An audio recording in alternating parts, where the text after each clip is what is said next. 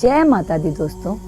त्रिपुरारी शिव और महाकालिका, एक शिव त्रिपुर का संहारक, एक शक्ति समय से भी परे, स्वयं काल की रात्रि। आज हम जानेंगे उन दो दिव्या मां शक्तियों के रहस्यों को जो संहार और सृष्टि दोनों की पराकाष्ठा है। स्वागत है आपका एक दिव्य यात्रा में, जिसमें हम उतरेंगे त्रिपुरारी शिव और कालिका के अद्भुत संसार में। त्रिपुरारी शिव कौन है? त्रिपुरारी का अर्थ है त्रिपुर का हंता। त्रिपुर 3 दानवों तारकाक्ष, कमलाक्ष और विदुमाली द्वारा बनाए गए 3 नगर थे। ये तीनों नगर स्वर्ण, रजत और लोहा से बने थे और आकाश में स्थित थे। ये तीनों त्रिकाल, भूत, भविष्य और वर्तमान का प्रतीक थे। जब ये असुर देवताओं को सताने लगे, तब देवों ने भगवान शिव से सहायता मांगी। भगवान शिव ने ब्रह्मा, विष्णु और अन्य देवताओं की ऊर्जा से एक दिव्य रथ निर्मित करवाया, जिसमें पृथ्वी पाया थी, सूर्य और चंद्रमा धूरी थे। ब्रह्मा सारथी बने और धनुष बना महापर्वत मेरु से। शिव ने उस धनुष पर विष्णु को बाण रूप में रखा।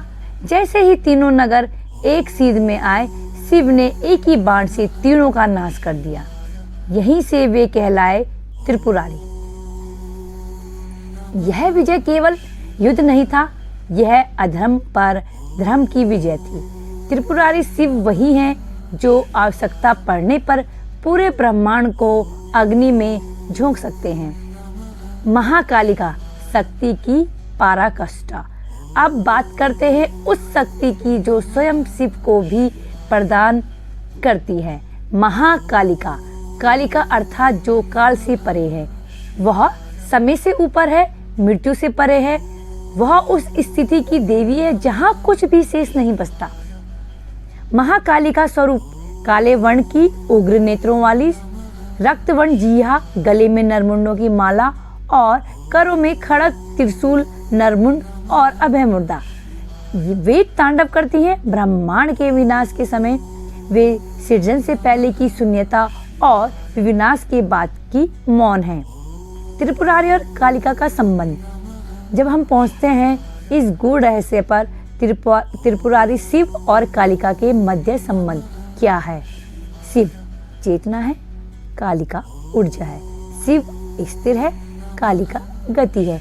शिव निर्विकल्प है, कालिका विकल्पों की जननी। त्रिपुर का विनाश तभी संभव था जब शिव और शक्ति एकाकार हुए। कहा जाता है त्रिपुर संहार के समय शिव के भीतर कालिका की ऊर्जा प्रभावित हुई थी। वह एकता ही संहार का कारण बनी। महाकाल शिव और महाकालिका शक्ति दोनों का मिलन ही सृष्टि और संहार की कुंजी है। तांत्रिक दृष्टिकोण। तांत्रिक परंपराओं में त्रिपुरारी और कालिका की साधना अत्यंत रहस्यमयी और शक्तिशाली मानी गई है। त्रिपुरारी शिव को गुप्त तांडव के अधिपति कहा जाता है, वहीं कालिका को महाशमशान की अधिष्ठात्री। तांत्रिक कहते हैं जब साधक मृत्यु को जीतना चाहता है तो वह कालिका की शरण में जाता है। जब वह चेतना को जगाना चाहता है तो त्रिपुरारी की उपासना करता है। मंत्रोच्चारण। ओम त्रिपुरांतकाय नमः, ओम क्रीम कालिकाय नमः।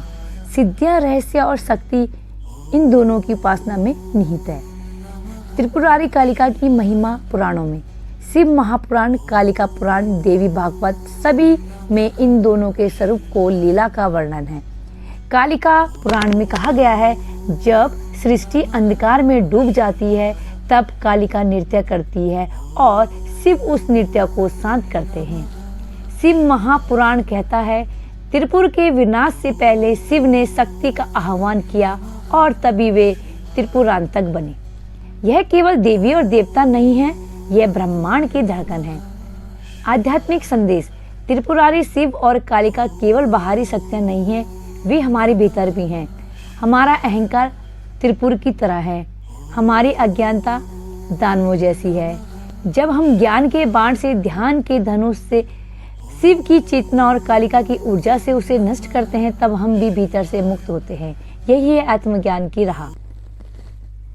त्रिपुरारी शिव और कालिका संहारक और सृजनकर्ता, ऊर्जा और चेतना, प्रेम और उग्रता, सब कुछ इन दोनों में समाहित है।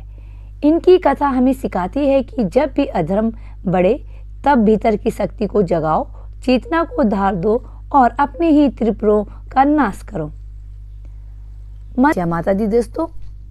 माँ काली और भोले बाबा की कृपा आप पर सदैव बनी रहे।